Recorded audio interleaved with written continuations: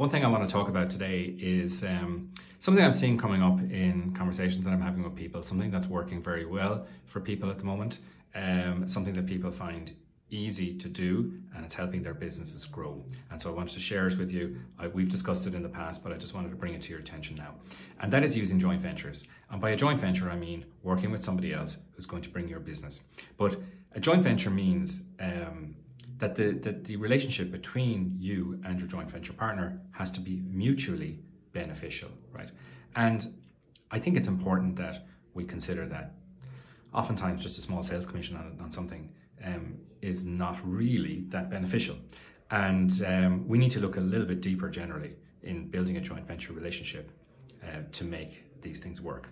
And so the way I look at a joint venture relationship is that it should be a win-win-win situation, right? What do I mean by that? There's three parties involved.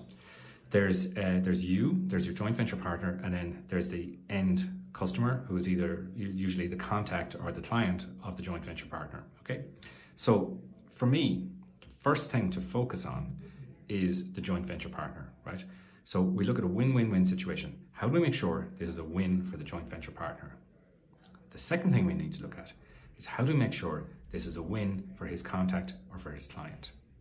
And lastly, we need to figure out how is this going to be a win for me, right? So the joint venture partner and his client come way ahead of you, right? You come afterwards. And so we'll talk about how to build these relationships in a subsequent video. But right now, just remember that, right? And think about this. If you're going to build a joint venture partnership, how can you build it in a way that's win-win-win? And I will give you some examples of this later on, but I would encourage everybody just to think about that a little bit and to look around and see who do you know already that you could be a joint venture partner with. And the key to like figuring out if somebody is going to be a good joint venture partner is thinking about this.